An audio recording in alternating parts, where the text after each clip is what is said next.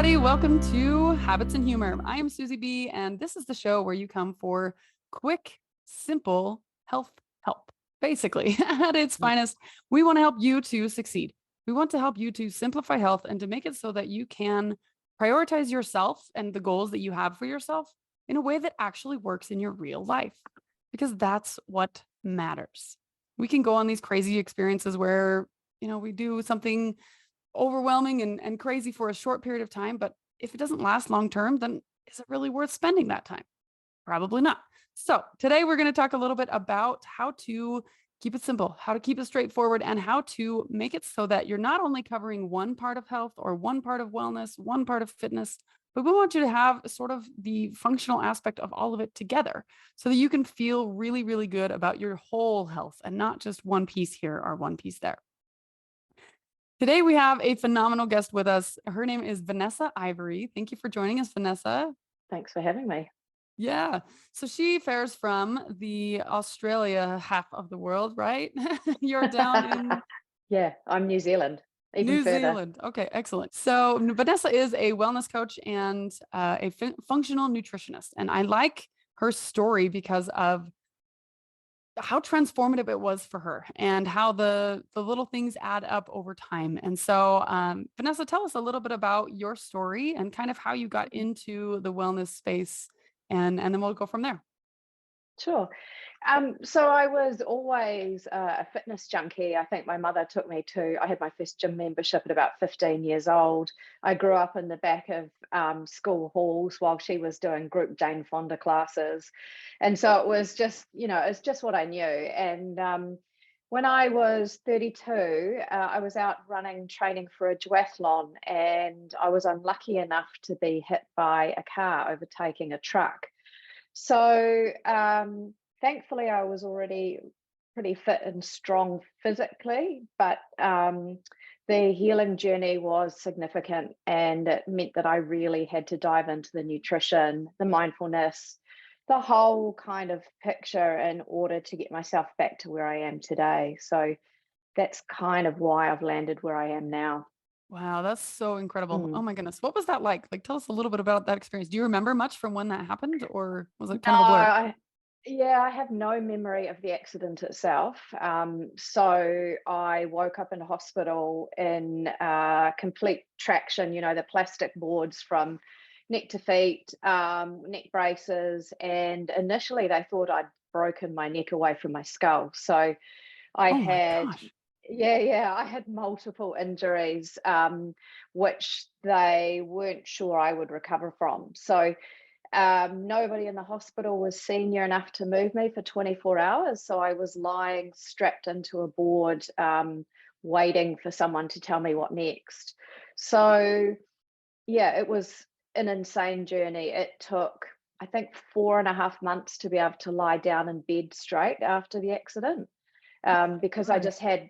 I had broken bones, um, subluxation, so partially shifted joints, hematomas, and I dislocated a knee, and broken the leg, so I couldn't stand on crutches either. So it was Wow. just this, yeah, it was this horrific time I wouldn't wish on my worst enemy, but it was the biggest gift to give somebody, because I had to learn top to toe how to heal, how to look after yourself. And, in a way, it's a gift because I got it early in life before my health became a problem.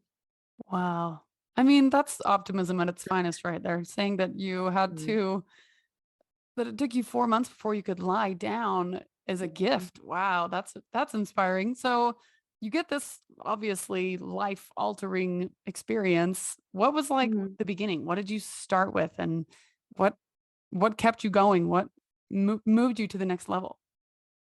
Well, I don't think you have a choice, right? You either give up, um, and I don't really like the word fight, but you kind of tooth and nail claw your way back out of where you are, because where you are in the moment is not somewhere you want to stay. So I saw a really neat quote, maybe a week after the accident, that said, "Life isn't about finding yourself, it's about creating yourself."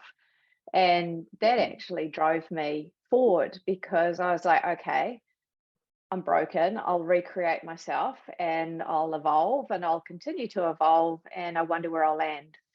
Mm. So yeah, that was probably one silly quote, that someone probably posted quite flippantly somewhere was what really motivated me to keep going.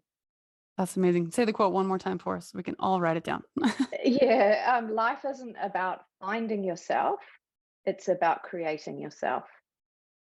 Beautiful. So you have to create this new life for yourself. You're learning how to walk Mm, again. You're learning how to breathe again. You're learning how to do all of these things. mm. What moved you to the space that you're at now? What parts of the wellness journey really meant the most to you, and what is it that you pull from that to help other people now? Yeah. Well, I think I've experienced just about every pain, every symptom, every kind of modern day ailment I experienced in a moment. So, joint pain, migraines, no energy, needing to heal some significant physical injuries, major problems with stress hormones because I was just in this constant kind of fight or flight of my own doing because I decided I would create myself and I wasn't very patient. And so I was going to do it all tomorrow. Um, so I put this insane pressure on myself to be better tomorrow. Um, yeah, so it's sort of it was all of those things, and then I discovered that nutrition was this huge. I mean, I was already very fit and aware of protein, fat, and carbs, and strength training, but suddenly your body's quite broken, and you can't do the running, and you can't do the high intensity classes, and you can't kind of even handle getting in a pool and swimming too far. So fitness had to be flipped on its head. Nutrition had to become about healing and recovery versus weight loss, which, before that time, in all honesty, I was very much about the way I looked, and the food that I ate was to look a certain way and not much more. So yeah, and I had to learn all about mindfulness and how to control your thoughts, because if you can't recognize that kind of looping monkey mind and start to kind of intercept when you see there's a theme and shift that mindset, well, then it doesn't matter what you're doing on an exercise front or on nutrition sort of front, nothing's going to change. Wow. Yeah, you got to kind of take it Mm, all together at once. So, how do we mm. do that? How do we go, the mindset and the nutrition and the fitness and all Yep. of these things without getting overwhelmed and thinking, okay, I have to do Yeah. everything at once? What do you start with? What's some simple things that might be the first few steps? That's such a good question. I think you start where you feel like you're ready. So there's a lot of, if you look online, you'll see it a lot of life coaching. They call it, I think, like a life wheel. And, you'll see a circle that's kind of broken into sections, and there might be finance and fitness and nutrition and, I don't know, sleep and stress and family and connection. And you just kind of choose somewhere that you feel like you're going to be able to take a step forward now. So you definitely don't do a 360-degree audit and then run in every direction trying to change everything at once, because you'll exhaust yourself, probably end up worse off. And then you'll reinforce to yourself, see, I knew I wasn't going to be able to achieve that. There was absolutely no point trying. I'll just give up. It's pointless. So Mm. it's, yeah, start where you feel ready. But I think the absolute key is finding a why. And when I say finding a why, not just I want to fit my those skinny jeans I had when I was 25 years old.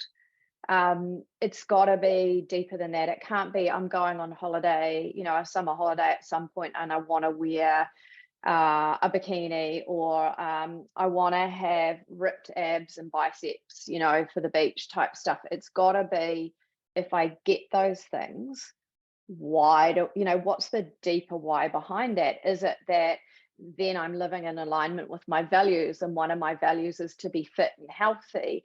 Is it that you have children and you want to role model certain behaviors for your children? Is it that you have massive career goals, and in order to achieve those goals, you need to be 100% energized and able to perform? So, what is the why that's driving the goal? Beautiful. You got to know why you're doing Mm. something in order to be able to stick with it. I agree with that Yeah, wholeheartedly, yeah, 100%, especially long term. I mean, short term, if yeah, you pick something you want to go for, maybe there might be a simple reason that drives you, but if you want those things to last, you need a yeah, real deep reason on why you're doing it yeah, and what it means to you. yeah. So I know you talked about earlier that you sort of had to fit or flip your fitness routine, flip your Mm, exercise on its head. How do you go mm, from workouts that you want to do to workouts that you need to mm. do? And kind of what are some of the examples of things that maybe you tried that made a big difference for you? Yeah, another really good question. I discovered Pilates. I actually retrained as a reformer instructor, which is a piece of resistance training gear that Pilates teachers use, and it's got springs and pulleys, so it assists or resists you. So it's brilliant for flexibility and for strength, and often flexibility and strength are built into the same exercise. So it's a really gentle form of exercise that you can do in different um, orientations to gravity, so that you haven't got that intense kind of gravitational load. Um, I really hate to admit it, because if I was a 20-year younger version of myself listening to me today, and I heard me say, don't underestimate walking and getting your steps up, I'd cringe, because my old mentality was go hard or go home, right? So if I wasn't sweating and out of breath and absolutely exhausted by the end of whatever I chose to do for exercise, in my opinion, it was a complete and utter waste of time. So walking is just so underrated. I personally think that walking is one of those things that can be many, many different things for you. So you can use walking as if you need to just Brilliant. get outside and you need to get some fresh air. Maybe you need it as a recovery. Then walk at a whatever pace feels right to you and just breathe and be present and focus. I also think that Yeah. walking can be incredibly muscularly beneficial. If you're Yes. wanting that higher, harder workout, just pick up your pace a little bit, drive your arms a little harder, put Yeah. some hand weights in your hands or walk up some hills. It can be Yeah. absolutely whatever it is that you need it to be. So I totally agree with you. I think walking is Yeah. completely underrated. It's a great first step. So those of you that are like, what exercise could I start with? Vanessa and I are Yeah. both on board. Start walking. Yeah, and like you said, and it doesn't need to be all at once. That's the beautiful thing about walking. It's cumulative. So, I had 4 knee operations. Wow. So sometimes I could only walk to the end of the street, and I'd take my dog, at a slow pace, turn around and come back. But then that became 2 streets, and then it became one street at a slow pace and the second street at a higher pace. And then it became, actually, there's a brilliant park down the road with a whole lot of stairs. I'll walk up them and walk down this week, maybe one time. And maybe in 2 weeks' time, we'll do two sets, and then 3 sets. And then maybe one of those sets of stairs I'll run. So yeah, don't underestimate wherever you are today, start there, but don't look at somebody else's journey and their level of fitness right now and psych yourself out, because you're so far from where you want to be or where you think you should be. Awesome. I love that. Don't psych Mm, yourself out because you're not where you should be or want to be. That's mm, perfect. Start where you are. mm. Absolutely. The next question I had is about nutrition. So Yeah, you said you went from going fueling your body based on how you look to fueling your body based on what you need and how you feel. How do we make that yeah, transition? And what are some nutrition tips that you can give us that might make a big difference? yeah, yeah. Um, Increase your protein, please. It is so fundamental um, I mean, it's protein is in every cell in your body. It's a building block. And I used to read that and not truly understand it. I thought, okay, if I want to build muscle, I'll have to eat protein. But protein is involved in so many cellular functions that if you're not getting enough in, you're actually not allowing the body to function at its optimal levels. Um, and protein will keep you satisfied for longer. As you age, it'll help you maintain lean muscle mass. It's really helpful for stabilizing blood sugar. And we have this huge blood sugar kind of crisis now where people are developing type 2 diabetes, and it's so avoidable. And one of the ways to do that is just to focus on your protein. And if there was one time a day, if you wanted to make one simple change today, focus on your breakfast. So whether your breakfast is at 6 a.m. or you fast a little bit, and I have some pretty strong opinions on fasting too, depending on whether you're male or female, but get some protein in. And if you're 150 pounds, you're actually going to need 3 eggs to cover your protein content in the morning, or you're going to need 2 eggs and half a cup of Greek yogurt, or you're going to need 1.5 scoops of whatever protein powder you're using. So I think people actually underestimate how much protein they need for really good solid body function, but also for satisfaction and sustained energy. Beautiful. So we're underestimating walking, and we're underestimating protein. Yeah. All The the next- really unrock star stuff, right? Like people are often looking for the rock star pill or the rock star solution or the next big thing, like just jump on my bandwagon, and it's actually not that complicated. That's beautiful. Yes. People, it doesn't have to be as complicated as everyone's trying to make it sound. Everyone's trying to come up with the next big thing you've never heard of, or, oh, this is actually what you're missing. Really, just being consistent with something that makes you feel good. That's all you need. Yeah, it's just not cool. That's all. That's the problem. That is the problem. Walking is so uncool. The next question I have is, I know you mentioned that you have strong opinions on fasting, and you did mention hormones earlier. I know those two are related. I would love to just have a discussion about maybe what role hormones can play in, especially in women between the ages of like 30 to 60, and then kind of where that might lead us, where this conversation could go. Yeah. So I think hormones are really sensitive, and they are chemical messengers. So to simplify it, a hormone's job, whether it's a female hormone like estrogen or progesterone, and I say female, like males also have these hormones just in different levels, or testosterone, or cortisol, which is a stress hormone, or melatonin, which is a lovely sleep hormone.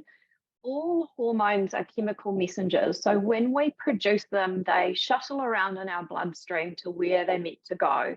And they kind of knock on the cells and they kick off a process. So when we fast, fasting is a good thing for giving the body a break and allowing our blood sugars to settle. If we're eating on too regular a basis, we have another hormone called insulin.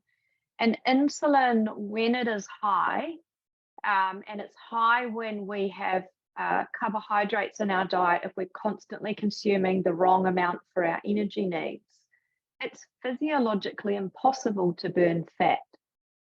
So I think a lot of the initial kind of craze around fasting was about this discovery that if we kept our insulin levels low, this hormone insulin low, that we would burn more fat. Now that's kind of true, except fasting is also a stressor. And so if you've got a day where, I'm going to use someone corporate, right? So they've got a huge day at work, they're up early, they're out the door without food, they hit work, they maybe grab a cup of coffee, and it's a strong coffee. And then they are back-to-back meetings, and they kind of maybe grab some lunch on the go, and then they keep going. And then they run off to the gym and they do a high-intensity class. And then they get home and the kids are acting up, and it's just, and then they open their emails at home and there's all these bills. All of those things are stresses. So some days fasting on top of that is just too much. And when you add too many stresses, if you imagine a bathtub and at the beginning of the day it's empty and you're throwing all these stresses into the bathtub, eventually the bathtub will fill. And once the bathtub has filled, it overflows. And when it overflows, you start producing way too many of these stress-like hormones, your fight or flight like cortisol, and they are produced at the expense of your go to sleep hormones. They are often produced at the expense of progesterone, which is a female hormone that is super essential for the last 2 weeks of your cycle, the 2 weeks before your period. And they are the calming, I call them the calm the farm hormone, because they kind of, everything is, whereas if you're really low on that hormone, you can be really anxious, you can be cranky, you can struggle with sleep, struggle to deal with any of the other stresses going on in your life. So all I really kind of want to get across as a message is that for a male, it can be too much. But for a female, you've got all of these very sensitive kind of hormonally cycled hormones. So when you're throwing in a stressor too often, you can actually overflow the bathtub, and and I'm simplifying it extremely, very simple, but you're literally stealing from the production and the balance of the hormones that you need for a nice, steady, stable cycle. Does that make sense?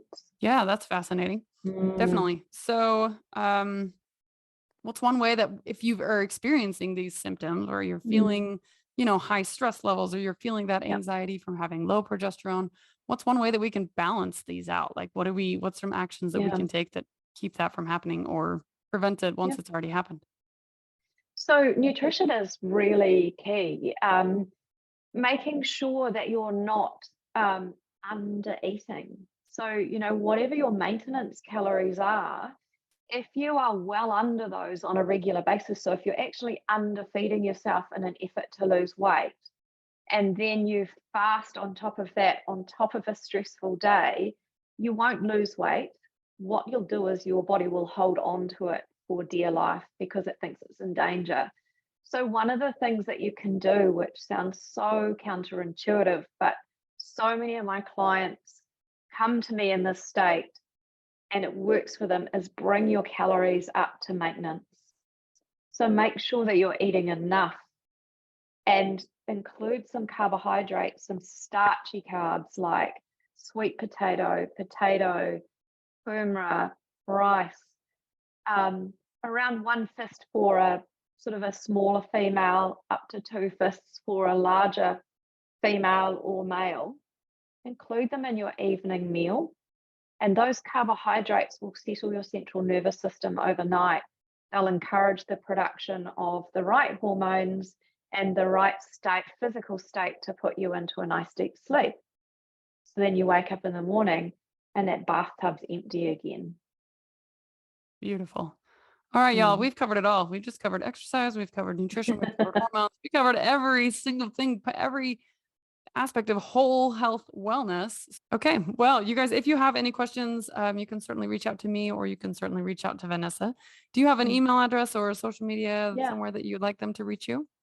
Yeah, I haven't actually been using Facebook very well at all, but it's Coach Vanessa Ivory, VANESSA Ivory. So Coach Vanessa Ivory.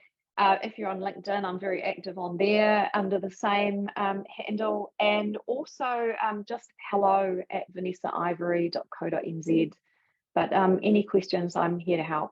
Love to help. Fabulous. Awesome. Well, thank you so much. This has been really interesting, and big takeaways for me are that protein and walking are underrated. Keep it simple, guys. Keep it simple. Start where you are and work up from there. And Personalize as you go. Love all of this stuff. If you had Yeah. maybe like one top tip that maybe is something unexpected that people don't really Mm. know about, or a myth you could bust or something like that, what would that be? That's a good one. You know what? I'm going to pick something related to stress and stress hormones, given they are just so out of control for most of us most of the time. When you wake up in the morning, uh, get outside for 15 minutes as daylight breaks if you can. And if you've slept in and it's already daylight, that's fine. Go outside. When you take in that daylight through your eyes, it sends a signal to the brain to reset the circadian clock for the day, which means that you should be ready to go to sleep around the right time tonight. And it'll help balance out your stress hormones if you're always tired but wired at night. It's not woo woo. It's really a thing. Yeah. Awesome. Taking in daylight Mm. through your eyes first thing in the morning. Okay. Mm. Reset your daytime circadian rhythm, y'all. That's awesome. Love it. Cool. Well, thank you Cool. so much for being here, Vanessa. I really appreciate it. Thank you. And again, if you guys have any questions or anything like that, you can certainly send them to me or to Vanessa, and we would be Mhm. happy to go further into all of this with you. Thanks for joining us this week on the Habits and Humor podcast, where you come to learn about health and habits and then take action.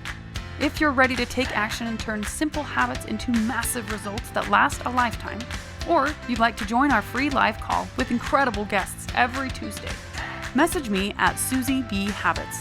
That's SUZIB Habits on your favorite social media platform, and we'll get you in here. Or you can join our free Habits and Humor Facebook group for additional free resources. I'm Susie B, and this is Habits and Humor.